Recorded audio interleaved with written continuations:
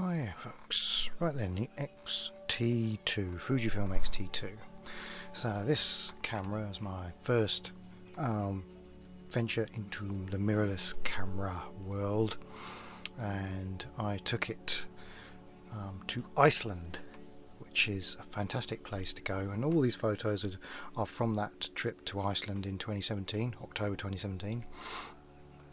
Now, first thing you should know about Fujifilm mirrorless cameras is their earlier ones, up until the X-T4, so the X-T3, the X-T2, and the XH1. If you want to record video and you want to be able to monitor sound, you have to buy the battery grip, or the booster grip as they would call it, because there's no headphone jack in this camera. There is, however, a microphone jack, and you can monitor the sound that way, but obviously you need headphones to make sure the sound's coming out right. So anyway, enough of that now. Back to the photos. So this camera is a 24 megapixel CMOS sensor. It comes with what they call weather resistant, which is their way of saying weather sealed. Now this camera is fantastic value for money. I mean, you can buy them used in fantastic condition for under £500 and in good condition for under £400, and you get a lot for your money. So you get dual SD card slots, you get 4K video, you get up to an 8,000th of a second maximum shutter speed. Minimum ISO I think is something like 200 on this. They get lower as you get to the newer ones. Like I said, it records 4K video. It doesn't have IBIS. They didn't introduce IBIS until the XH1 and then the X-T4 and the XS10. So this doesn't have IBIS, but what it does have is a really nice sensor. You can shoot it at ISO 800 and you won't see noise. If there is any noise, it looks more like film grain. It's that good. It has something to do with I think they have a dual gain system built into the camera, so that it handles noise quite well up to 800. Once you start going past 800, it does start to go a bit, but no, you still get fantastic dynamic range, and that's the other thing with the X-T2 and all the X-T cameras. Actually, the dynamic range on these sensors are just fantastic. I use the same system that I use with my D800, my Nikon D800. I use on this, on all my Fujifilm cameras that I've used over the years, which is to pull out all the highlights and the shadows, and the shadows are not muddy, they're not flat, they're full of dynamic range, just like Nikon cameras, which is really good. One little thing about Fujifilm cameras, if you're using Lightroom, is that when you upload the raw files into Lightroom, for some reason it applies 40 on the sharpness straight away, and certainly with earlier versions of Lightroom, that would cause what looked like a worm effect, or little worms when you would zoom in pixel peak. Now of course, once you output the images, there is no worms. It's just how Lightroom would handle the raw files, and that's because the X-Trans sensor on this is very different.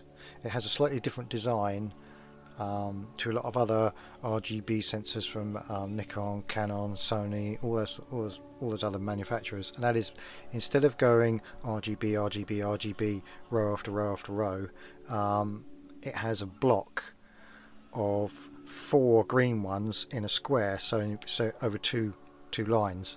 So it'd be RGB, and then you'd have a block of 4 green ones in a square, so they would take up 2 lines on the sensor.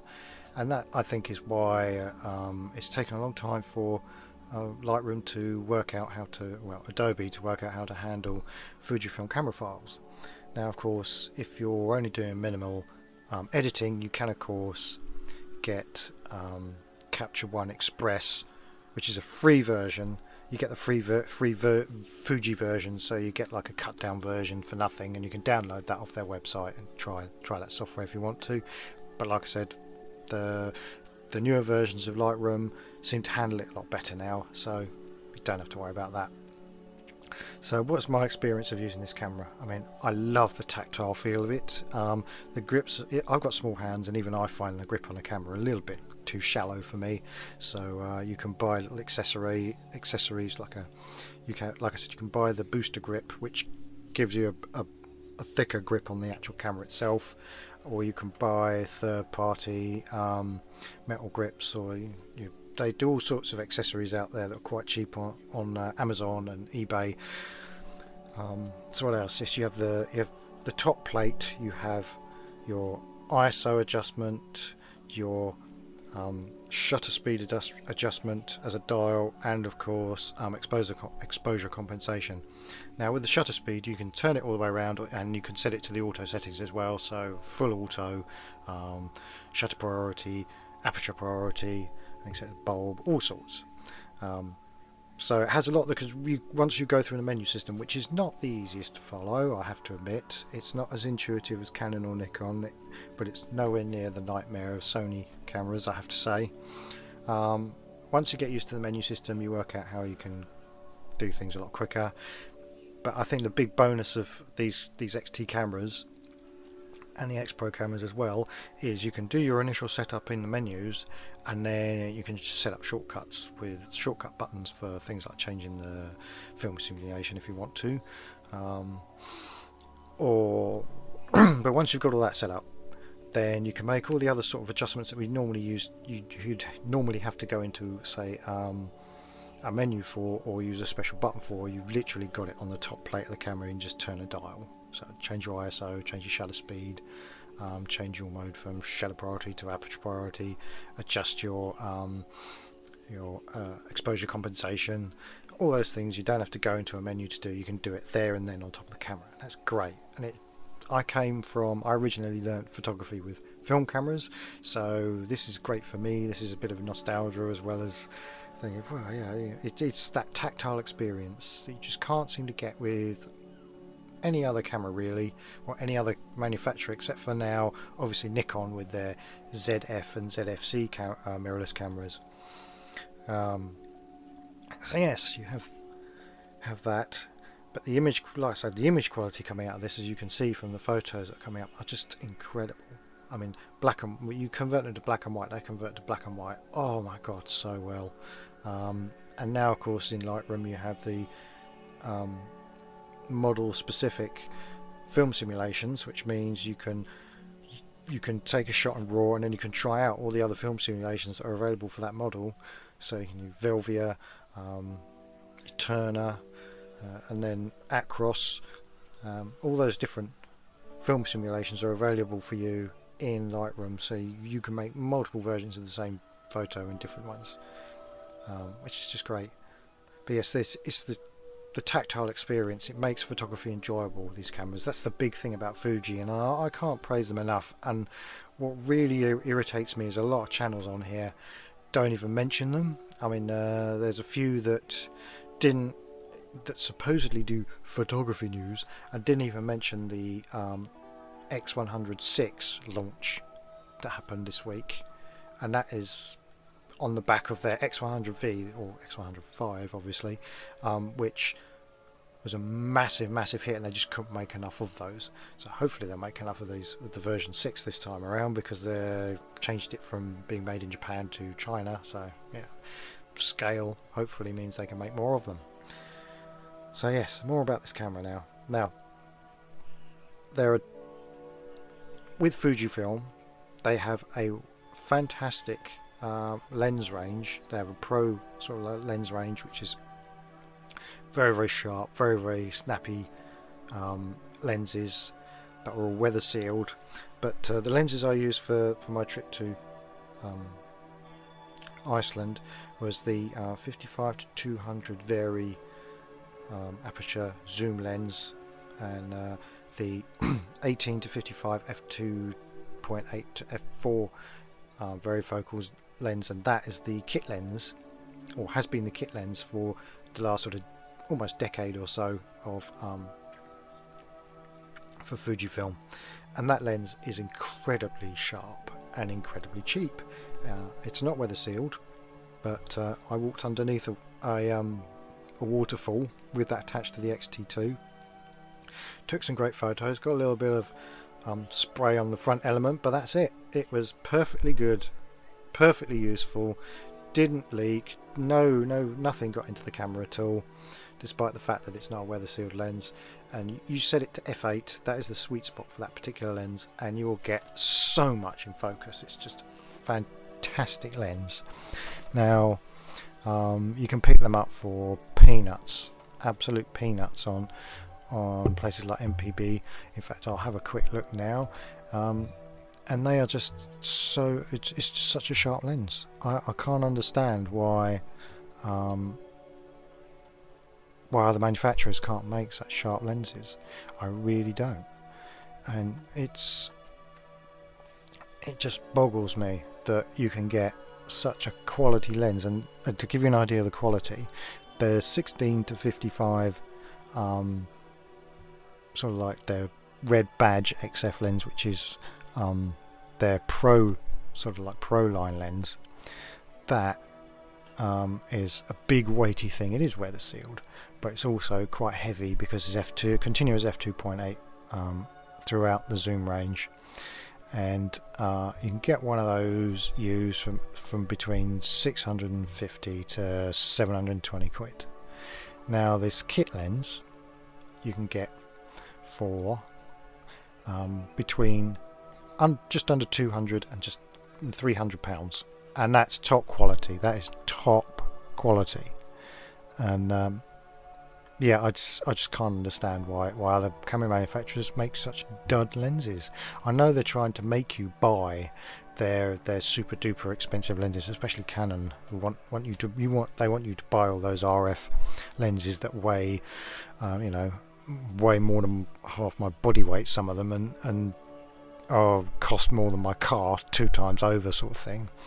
But you don't need them. And this is the big thing about the Fujifilm system that I think a lot of people don't see or choose not to see, is you get professional level features at a enthusiast level price, and that's been their sort of raison d'etre for their cameras. I mean, they have their top pro camera at the moment is in the APS-C lineup, the XT and the XH lineup is the XH2 and the XH2S.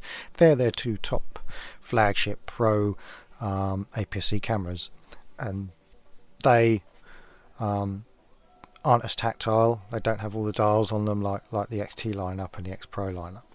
So yeah, the XT lineup is aimed at I think more sort of like the masses, which is why they're priced where they are. And yes, you get all these pro features at a knockdown price. And there's another thing that a lot of the other camera manufacturers should be doing as well, that Fujifilm do. They release a whole load of firmware updates regularly, for not just for their latest cameras, but some of their older cameras as well. They'll keep them alive several years in and after they've built the next version. So like the XT5 now, you can still get firmware updates for the XT4 and I think even the XT3. So yes, and that's it. Oh yes, I think I forgot to mention that the XT2 is a APS-C camera, so it's a crop sensor camera, and it's cropped 1.5 crop, so a little bit less of a crop than Canon cameras, which is 1.6, and it's the same as Nikon APS-C cameras. Now there is one other thing I was going to mention, and that is vintage lenses. Now you can buy a whole load of adapters to put vintage lenses on, and because it's a mirrorless camera, you can use focus peaking to get your focus with these lenses. You input in the focal length as well. It maybe not so much with it's maybe not so relevant with the X-T2 and the X-T3, but once you get to the image stabilized, the IBIS bodies, so the X-T4, the X-T5 and the XH1 and the XH2, XH2S and the XS10 and XS20, so all those ones, then you do benefit from putting the focal length of the lens in, especially if it's a prime lens, because that tells the sensor what focal length your lens is, and it also helps with the I think it helps with the focus peaking as well, though I don't think they've actually said that. I'd imagine it does, because then it realizes, oh, that's the, yeah. I'll have to look that one up. Anyway, yes, putting in your focal length of your lens and using vintage lenses. That's the other thing. You can walk around with an M42 mount lens. You can get some really cheap ones on that particular lens mount. I've got a 50 and a 135 prime lenses, and they are Carl Zeiss Jenner DDR lenses, which are unbelievably sharp lenses. If you've seen the 7D video on my channel, I shot all the photos with that 135 DDR lens, and you can see how sharp it is, and you can also see how good the bokeh is, even on a crop sensor camera. You know, you can still get good separation if it's quality glass. Now, of course, I also got some FD lenses as well, so I've got a 35mm FD lens, and that's an unbelievably sharp lens as well, and that should be that I'm going to try out on the 7D soon, as soon as all this rubbish weather goes away and I can get outside for some decent walks, because unfortunately a lot of the area I live in, because I live out in the countryside, is the ground is just so saturated with water that if you're trying to walk in it, you might as well get a boat, basically, or a hovercraft would be good. So yes, hopefully we'll get some bit of dry weather and I can get out with that, because I've got an FD adapter, and on a full frame camera that's meant to do some weird colour fringing, but it's a crop sensor camera. 7D is a crop sensor camera, so yeah, we should see. So yes, anyway, going back to the X-T2, if you're looking for a really good bang for your buck used mirrorless camera where you can put all sorts of different lenses on it, because you can even get lenses that used to work on Nikon, for example, and they can, you got two types of adapters for those lenses. You got ones for the G lenses, so you know, the lenses that don't have an aperture ring on them, as well as the older f-mount lenses that do. So you've got two different ones, and obviously you get that glass, you can get a great big zoom lens that might have the aperture controls on the outside, one of the old Tamron ones, and you can basically just attach it to it and you've got yourself a zoom lens. Yes, you have to manual focus, but if you're not shooting sport or anything like that, then you know, and of course because it's a crop sensor, you don't get all the edge softness because you're not using the edges of the lens, so that's the other bonus. So yes, X-T2, big bang for your buck, and a really good way to get into using vintage lenses as well, especially if you want to dip your toes into the film photography market and you don't want to spend a lot of money having a great big kit bag full of lenses. I mean, I used my X-T2 previously because I've had one a couple of times. Last time I had an X-T2, I didn't have any autofocus lenses for it. They were all vintage lenses. So yes, anyway, I think I've spoken a bit longer than I should have done now, but yes, in my opinion, the X-T2, to conclude, the X-T2 is a great bargain if you want to get into the Fujifilm system, if you want that lovely tactile experience, but you don't want to spend God knows how much money getting a Nikon, or even even a lot more money buying a Leica. And it makes photography fun. That's the one thing I find with Fujifilm cameras. Photography is just fun. It makes it fun. So yes, if you managed to get this far, thank you for listening. Do like and subscribe, and until the next one, goodbye.